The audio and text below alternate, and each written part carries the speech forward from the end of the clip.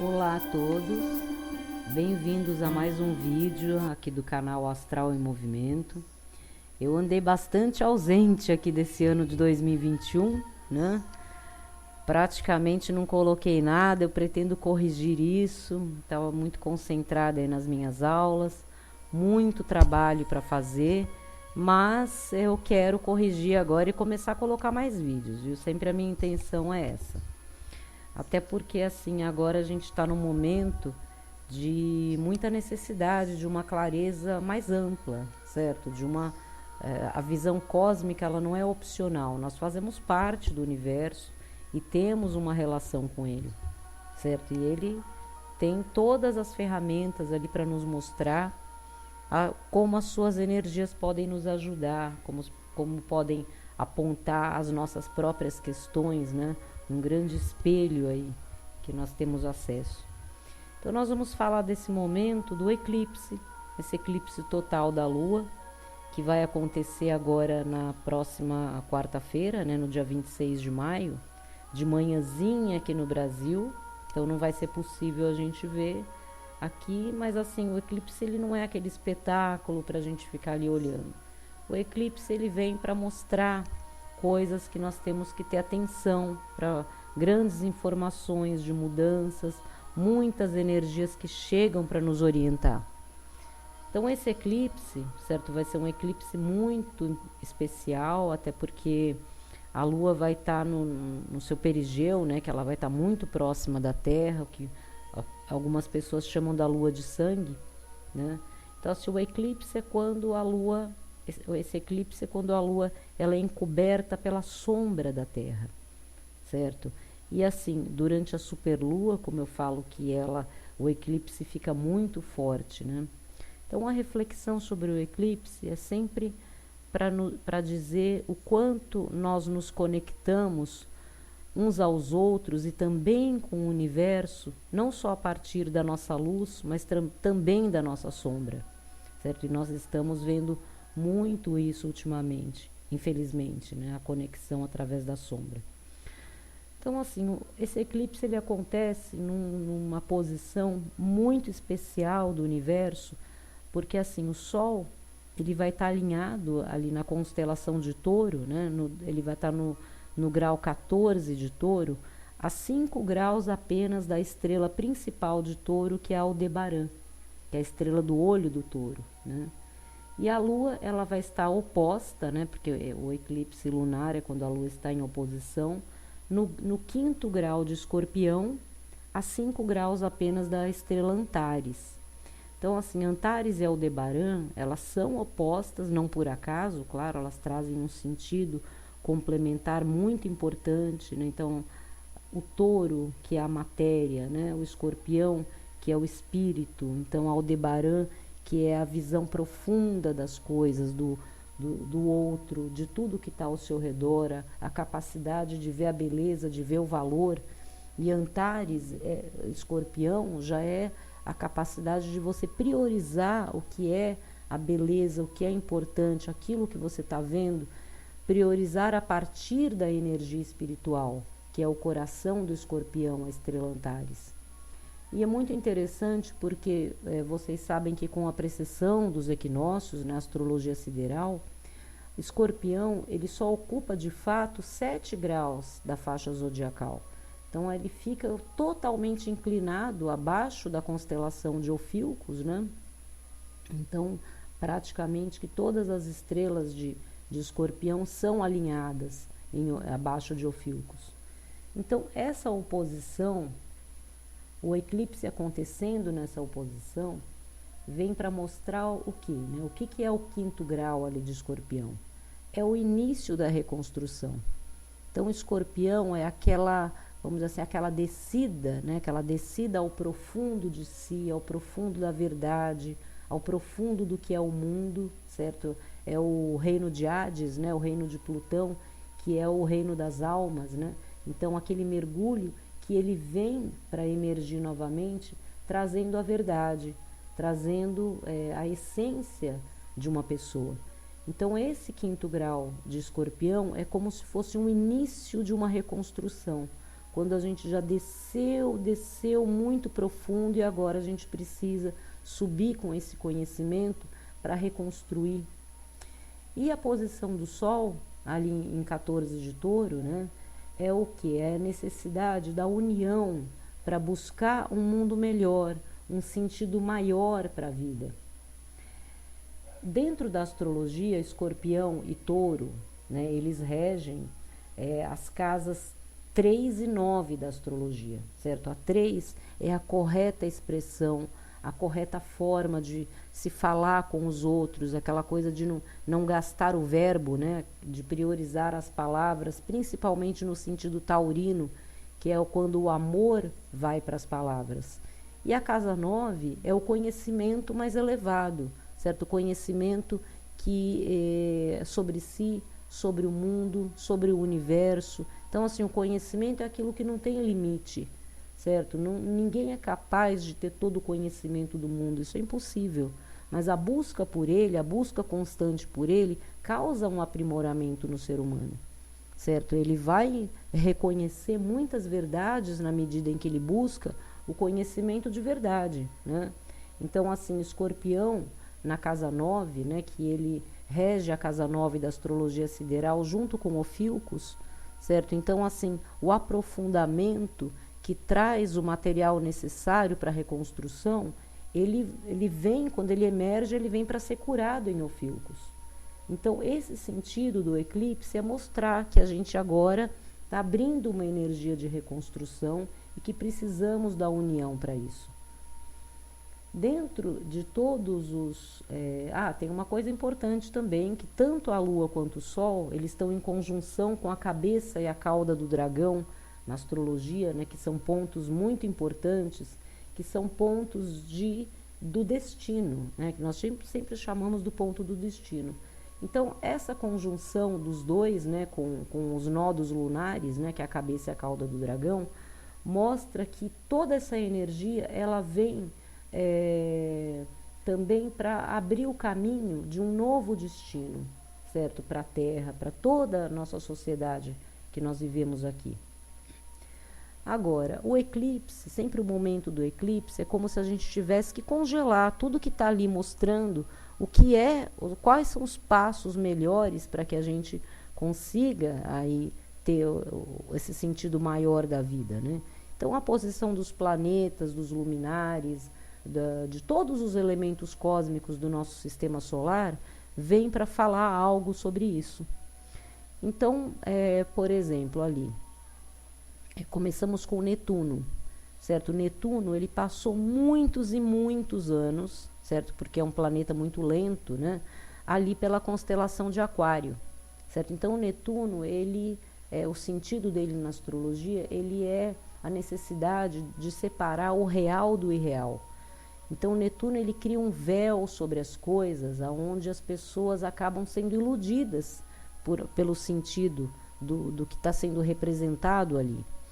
Então, o Netuno passando por Aquário, ele representa toda a nossa era tecnológica, toda a revolução tecnológica que nós passamos, né? Então, assim, o quanto isso veio para tirar o sentido de realidade das pessoas, o quanto elas trocaram, certo, o sentido do mundo real pelo mundo virtual, certo? E o quanto isso teve o seu lado negativo, mas muito positivo também. Então, assim, essa coisa das mentiras da internet, ou daquela abstração, ou de ficar se enchendo de conteúdos banalizantes, né? O quanto aquilo desconectou muitas pessoas, né? Então, elas acabaram desenvolvendo um processo mental confuso. Agora, Netuno, quando ele sai de Aquário, né? Ele saiu de Aquário, ele já está na constelação de Peixes, que é a constelação que ele governa, né? Então, Netuno, ele governa Peixes. Então, Então, ele em peixes, ele está dentro da sua casa, né? Então, a sua energia, ela passa a ser utilizada, certo? Para o sentido que ela é realmente, que é o quê? É a comunicação com a alma. É a aproximação que nós temos que fazer com a nossa alma, com o sentido mais elevado da existência. E na conjunção com Palas Atena, né, Palas Atena é o asteroide que representa o conhecimento cósmico, certo? É um conhecimento muito elevado, certo? Então, Palas Atena é onde mora toda a informação de conhecimento que nós precisamos para reconstruir nesse momento. Então, Netuno, junto com Palas Atena, então é como se falasse assim, olha, chega de ilusão, chega de mentira, agora vamos para a essência. Vamos agora derrubar esse véu de ilusão e vamos para aquilo que é o essencial. Vamos buscar essa verdade, vamos buscar esse conhecimento mais elevado. Então, o segundo grau de peixes, onde eles estão, é um grau que ele traz o poder de criar as coisas, de materializar as coisas que nós precisamos, o novo, a partir do que nós imaginamos, certo? Porque assim, quando você imagina algo, uma fantasia irreal, aquilo nunca vai se transformar em realidade, certo? Porque aquilo não tem uma conexão com a verdade. Agora, quando você imagina algo que ele vamos dizer assim, é possível, certo? É factível aquilo. Aí sim você tem o potencial de cocriar, né? Como as pessoas, de materializar aquilo a partir de uma imaginação criativa dentro da realidade, né? Em seguida, né, nós falamos de Quiron, certo? Porque Quiron, assim, todo o nosso, essa transformação que nós estamos passando, desde o início, né, desde do começo dessa coisa de pandemia, vamos dizer assim, a presença de Quiron no início da faixa zodiacal, onde ele ainda está, ele está caminhando já, vamos dizer assim, que ele já está a 11 graus já de distância, mas ainda está ali, porque, lógico, não é Quiron que traz nada de doenças e de tudo. Então, assim, esse planeta da cura, ele vem como um mestre, como uma energia mestra, que vem para nos guiar através de todo esse momento difícil que nós estamos vivendo. Então, assim, Quiron, ele é o grande educador, né? Ele é o mestre que ele é disponível para o ser humano para educar os seus aspectos mais selvagens, né? Para que ele possa conviver em harmonia e criar um novo, certo? Algo organizado, algo que faça um sentido, né, para a vida. Então, vamos nos lembrar que eu até fiz um vídeo, acho que uns 2 anos atrás, né, sobre o fator Sagitário, que a gente estava vivendo muito essa dualidade, né, o Sagitário Centauro, né, o Centauro, Quiron é um Centauro. Então, ele é o centauro mais evoluído de todos. Então, assim, a missão dele é puxar os centauros não evoluídos para que eles evoluam, certo? Tirar o ser humano dos seus aspectos instintivos, involuídos, grosseiros, né? Para que ele entenda que essa vida aqui, ela tem que ter uma união, tem que ter uma harmonia. Em seguida, né, nós falamos aqui de Urano e Ceres, né, que estão em conjunção ali na constelação de Áries, né? Então, essa conjunção de Urano com Ceres, né, vamos dizer que Urano, ele está desde o começo de 2019, como eu falei, já há um tempo, né, acho que desde 2018, que ele entra na constelação de Áries, ele se alinha, certo? Ali com todo o hemisfério sul do planeta, certo? Que a constelação de Áries, ela passa por ali, toda essa América do Sul, o Brasil, certo? Então, Urano passando por Áries ali, ele começou a energia das revoluções, né? Das revoluções para que a gente, que é a energia dele, né? A energia de trazer o progresso, de trazer o novo, certo? Então, é da função de Urano fazer isso. Então, nessa conjunção com Ceres, então esse sentido do trabalho, da terra, da relação com a natureza, também entra nessa questão de revolução. Porque Ceres, aqui a gente está falando muito agora dessa coisa do clima do planeta, certo? Não só da questão da preservação do corpo, da saúde, toda a questão material agora está como se fosse revolucionando, certo? Então, todas as formas materiais de trabalho, as formas da nossa energia vital, como que a gente lida com o mundo material, desde das questões sociais, né, até a questão do próprio corpo. Então, assim, Urano e Ceres ali, Ceres ela fala assim, olha, a gente está muito nessa expectativa do mundo voltar ao normal, né? O normal nunca vai voltar, porque assim, o normal negativo não, porque a gente tem que encontrar um normal positivo. Então, Urano, ele está ali junto com Ceres para mostrar que ainda tem um peso ainda muito grande que a gente precisa libertar, certo? Porque Urano também é aquela coisa de libertar, né? A gente tem que se libertar para progredir. Urano, ele simboliza, assim, é o fim da escravidão, é o fim da opressão, tudo que oprime, que prende, né? É contrário à energia cósmica, certo? Então, Urano, a função dele, né, na passagem de toda a da história da nossa civilização, é nos libertar daquilo que oprime. Então, assim, graças a Urano, a gente sai da Idade Média, sai do tempo da pedra, né? Cai o Império Romano. Então, assim, ele vem aquela coisa, olha, vamos para frente agora, vamos progredir. Então, ele faz essa função de ainda estar nos libertando de pesos que a gente tem que libertar para que esse novo normal positivo chegue, né? E assim, logo depois, né, de Ceres e Urano, a Lilith, né, tá ali no comecinho de Touro. Então, a posição da Lilith, ela tem muita importância no eclipse, porque ela simboliza na astrologia a sombra da Lua, certo? Então, quando a gente faz uma sombra na Lua, né, quando a Terra faz uma sombra na Lua, a gente tem que lidar com as nossas sombras, certo? As sombras de cada um, a sombra do coletivo, a sombra, qual é a função da sombra, né? Vamos assim, do sentido da Lilith, né? É o basta, né? É aquele movimento emocional, às vezes carregado demais, mas que é necessário para que as pessoas busquem os seus direitos, lutem pelos seus direitos, né? Então, essa posição de Lilith no começo de Touro, e Touro é muito essa relação do material, né, na Terra. Então, é uma posição que a gente tem que entender que o direito a todos os recursos da Terra é de todos, não é de meia dúzia, certo? Então, essa ficha tem que cair, vai, né, a qualquer custo dentro dessa revolução que a gente está passando.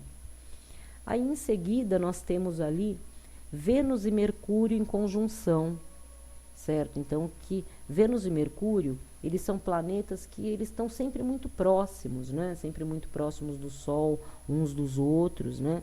Então, assim, ali Vênus está no final de Touro, está nos últimos graus de Touro, e Mercúrio já está no comecinho alinhado ao comecinho da constelação de Órion, certo? Então, o final de Touro, ele já tem a energia, vamos dizer assim, do sentido positivo do Touro, né? Então, assim, a gente agora, né, até por esse eclipse está acontecendo em Touro. Então, a gente tem que buscar o lado positivo de Touro, que é a beleza, que é o amor, que é a harmonia, que assim, é a expressão correta, a expressão amorosa que as pessoas têm que ter umas com as outras, certo? A gente tem que aquela coisa de falar: olá, tudo bem? Sabe aqueles pequenos exercícios? Como que você está? Hoje eu tô achando que você está com um aspecto melhor, ou se você não está com um aspecto positivo, tem algo que eu possa te ajudar. Então, essa conexão de expressão positiva e amorosa com as pessoas é que tem que ser recuperada a todo custo, certo? Porque assim, nós temos responsabilidade pela infelicidade uns dos outros. Então, uma palavra dita com um mau sentido, sem sensibilidade nenhuma, certo? Agressivamente, ela vai ferir, magoar, traumatizar, às vezes, aquela pessoa por muito tempo da vida dela, certo? Ela pode ali cair numa depressão, num sentido negativo do que ela é no mundo. Então, assim, essa consciência, ela exige uma responsabilidade. E, assim, a aquisição dessa consciência também ela faz com que isso seja natural, não seja uma coisa forçada.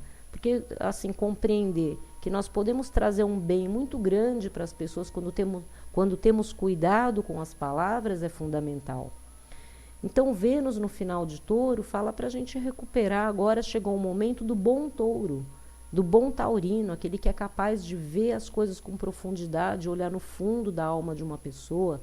Vamos nos lembrar de Aldebaran, né, estrela do olho do touro, e tirar o touro negativo. Né? O touro negativo é aquele touro da cobiça, da ganância, da inveja, da possessividade, de querer tudo para si. Certo? O touro que ele não consegue conviver com a beleza sem querer arrancar aquilo para ele, levar para a casa dele.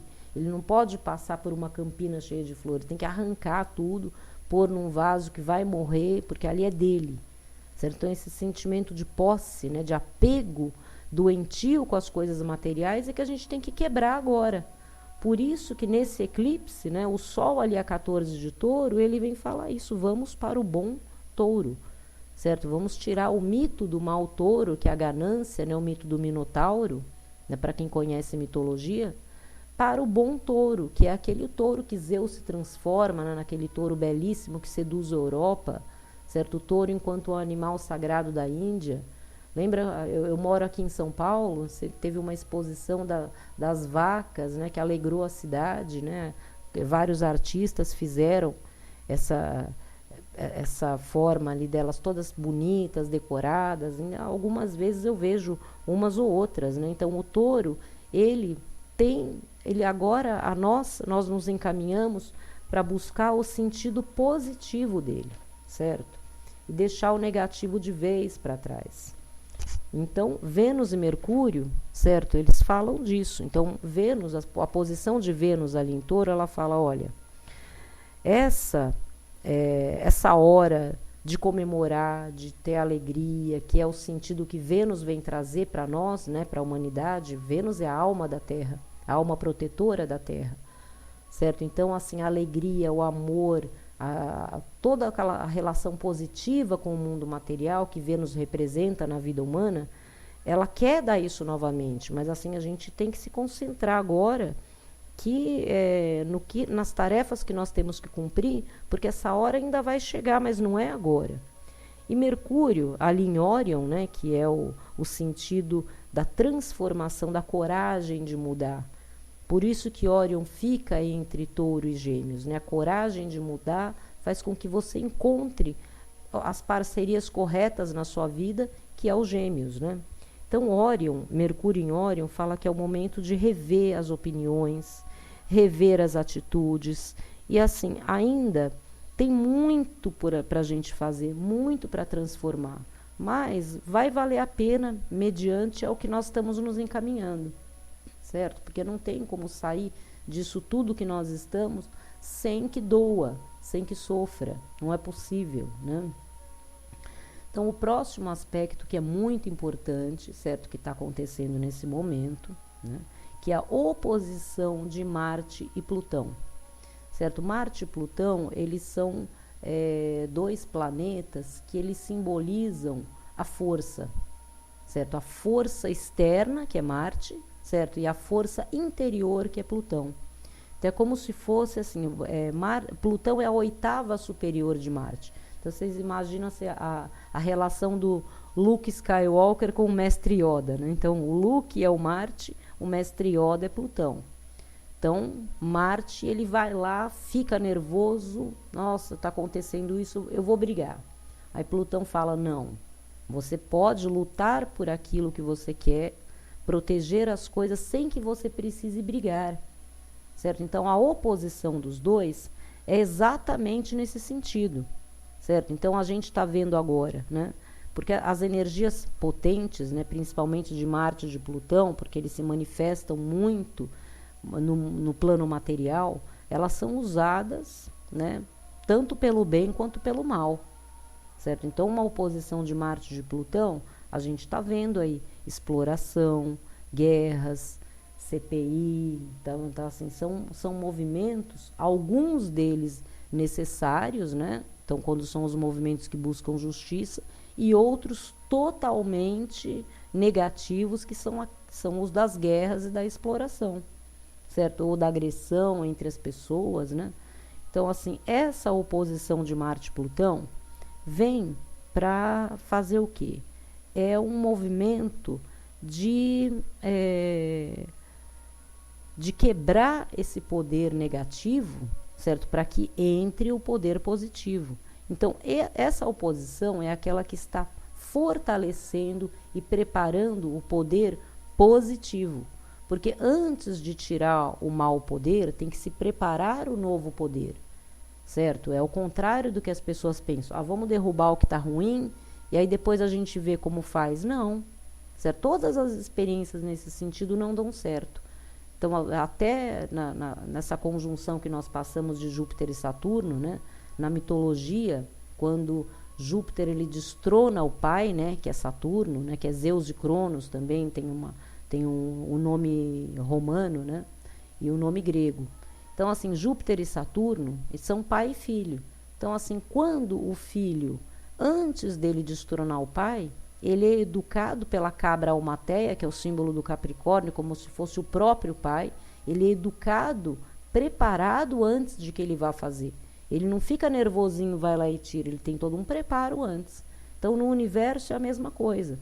Então, assim, para que o velho ruim saia, certo? O bom e novo, certo? Ele tem que ser primeiro preparado. Então, esse é o sentido dessa oposição. E como que se prepara para uma guerra, né? Vamos entender essa guerra não como uma guerra dessas que a gente está vendo aí, de tanta injustiça. A gente não está vendo guerras, a gente está vendo genocídios, né? Porque não está acontecendo uma guerra de fato. Ali tem pessoas matando, pessoas muito armadas matando pessoas despreparadas, certo? Essa é a realidade.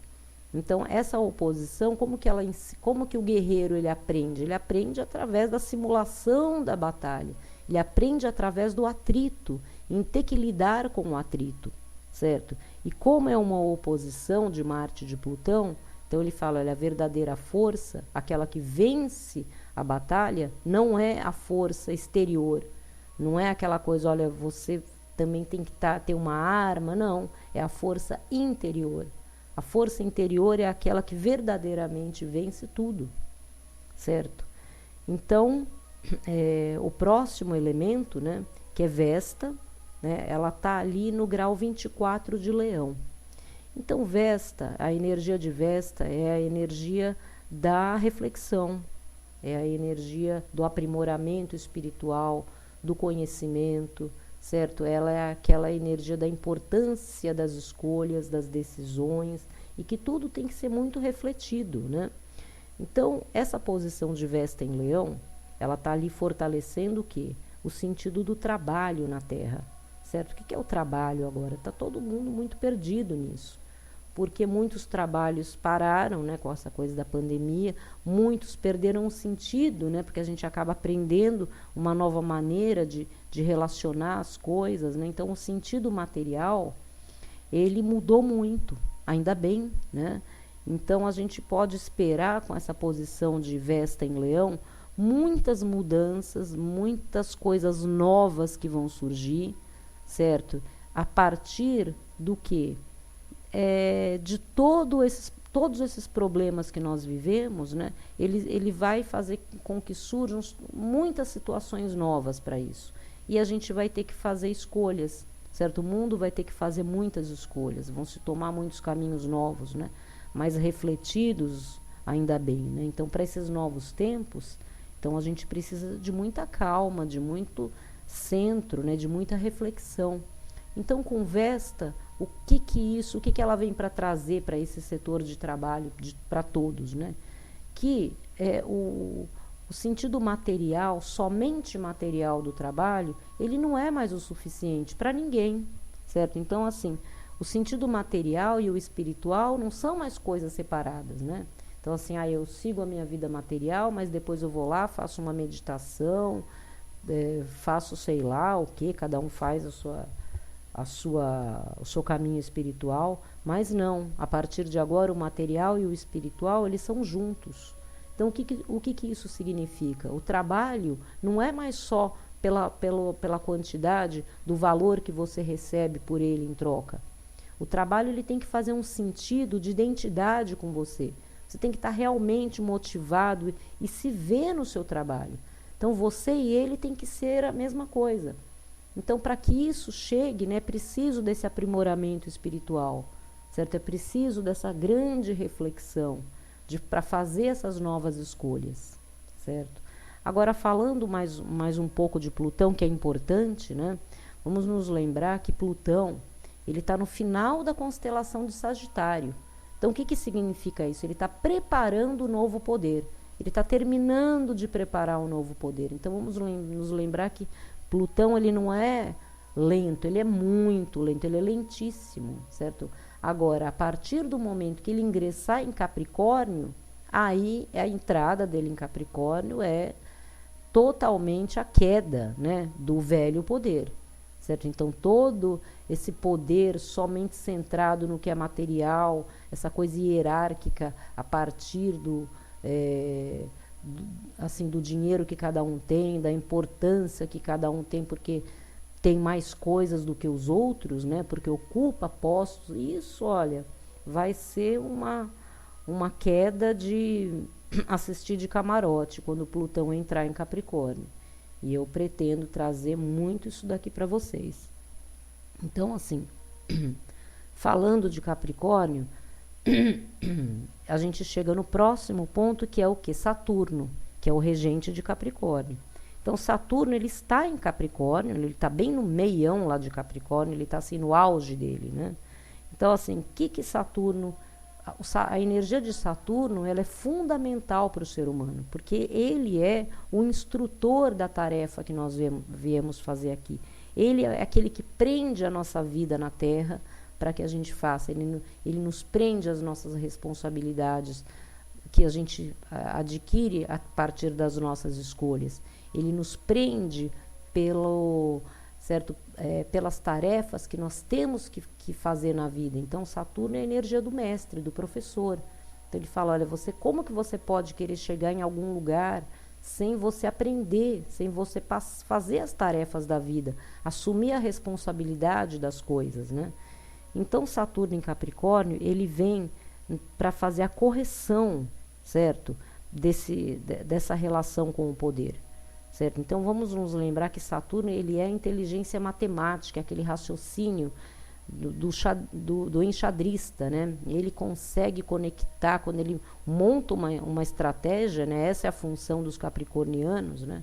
Verdadeiramente capricornianos aqui na Terra, é de pôr aquela inteligência deles para funcionar, de criar os túneis, né? Que eu falo que o Capricórnio é o grande criador de túneis, né? Então, assim, a gente olha para a montanha, nossa, tem que circundar ela, ou tem que subir e descer. Não, ele cria o túnel, fala, vamos atravessar por aqui, porque o objetivo do Capricórnio é o que? É ganhar tempo, certo? Porque ele rege o tempo, certo? Então, você não tem que brigar com o tempo, ele fala, você tem que ganhar o tempo, certo? Então, com a inteligência, você ganha o tempo. É aquela coisa de, mas eu tenho que fazer isso. Ele fala, olha, o tempo que você ficou reclamando, você já tinha feito. Isso é muito do Capricórnio. Então, Saturno, ele vem para trazer essa correção, certo? Então, assim, o Capricórnio e Saturno, tudo é a união, porque ele sabe que sozinho ele não faz nada. Então, quando ele aprende a fazer uma coisa bem feita, o Capricórnio imediatamente ele para e junta um número grande de pessoas onde ele ensina a fazer aquilo para que aquilo tenha uma verdadeira eficiência, né? Então, a gente agora está nessa energia de nos unir para conseguir, só é possível realizar coisas juntos agora na união de todos. Agora, o último aspecto, né, que é o mais importante, vamos dizer assim, fora do eclipse, né, dos planetários, né, ele é o mais importante, que é o de Júpiter. Por quê? Porque Júpiter está numa posição estratégica com esse eclipse. Ele está exatamente entre o Sol e a Lua. Então, assim, ele está a 90 graus de distância de cada um. Então, em 90 graus de distância, a gente chama na astrologia de quadratura, certo? Então, ele está quadrando o Sol e a Lua. Então, essa distância, ela imprime muita energia, certo? Ela amplia muito a energia entre os elementos cósmicos, né? Então, assim, Júpiter, ele é o próprio, ele significa a própria expansão, certo? Então, assim, ele, depois do Sol, né, Júpiter, ele é o maior elemento do nosso sistema solar. É como se o Sol tivesse criado um filho mais velho para cuidar dos outros. Então ele nasce o sistema solar e Júpiter é aquele que vai absorvendo mais e mais e mais elementos do Sol. Então quando ele toma toda aquela potência dele, nada mais nos atinge como antes. Então ele cresce para se tornar esse grande protetor, né, do nosso sistema. Então o aspecto de Júpiter, né, quando ele faz um aspecto, é com muita força que o aspecto vem. Então essa quadratura, ela amplia ainda mais, né, a energia do eclipse, e ela vem para fazer a seguinte função, né, ali no o 5º grau de Aquário, né, vamos nos lembrar que Júpiter está em Aquário. Aquário é a energia da revolução, o aquariano é o revolucionário. Aquário é Prometeu, que brigou com Zeus, que brigou com todo o Olimpo para defender a humanidade, defender as coisas que ele acreditava. Certo? Aquário é a energia do rebelde, é regido por Urano, esse revolucionário que eu falei que está passando aqui pela América do Sul. Então a presença, né, de Júpiter em Aquário expande ainda mais o sentido de revolução de Aquário. Então a passagem por Aquário vão ser momentos assim de muita expansão de tudo aquilo que luta por uma verdade maior, luta por uma liberdade. Então vamos aguardar aí esses movimentos fortes, né, que esse eclipse vem trazer. E assim, eu espero que vocês adquiram, certo, uma consciência importante, porque agora o momento não é só de olhar para si mesmo, de olhar para a sua vida, o que te falta, mas muito nesse sentido coletivo, do que podemos também não só usufruir, mas contribuir para o mundo. Esse é um grande momento que a gente tem que refletir todas essas coisas. Então, olha, abraços estelares, um bom eclipse aí para todos, que a vida se ilumine e até o próximo vídeo.